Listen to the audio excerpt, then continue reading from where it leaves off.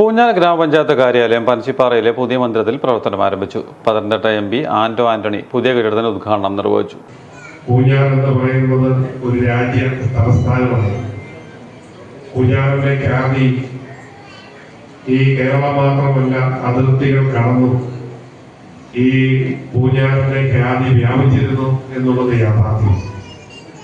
പക്ഷേ ചരിത്രത്തിന്റെ കുത്തൊഴുക്കിൽ പൂഞ്ഞാറിന്റെ പ്രാധാന്യം കുറയും.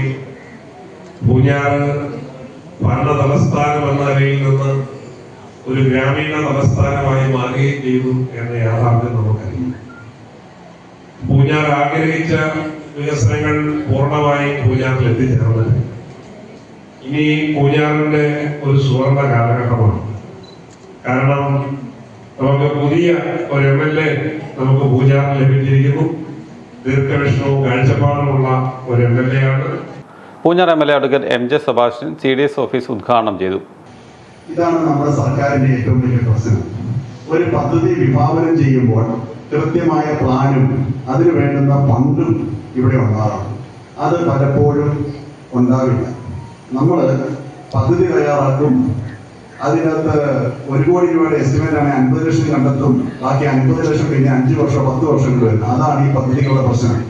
അത് തന്നെയാണ് ഏറ്റവും ഗുരുതരമായി ഞാൻ കണ്ട ഒരു പ്രശ്നം. നമ്മുടെ ഇവിടെ 1450 കോടി രൂപയുടെ ജൽജീവൻ മിഷൻ പദ്ധതി കഴിഞ്ഞ ദിവസം അതിന്റെ മീറ്റിംഗ് ഇവിടെ വിളിച്ചിരുന്നു. വളരെ ഗുരുതരമായ പ്രശ്നമാണ്.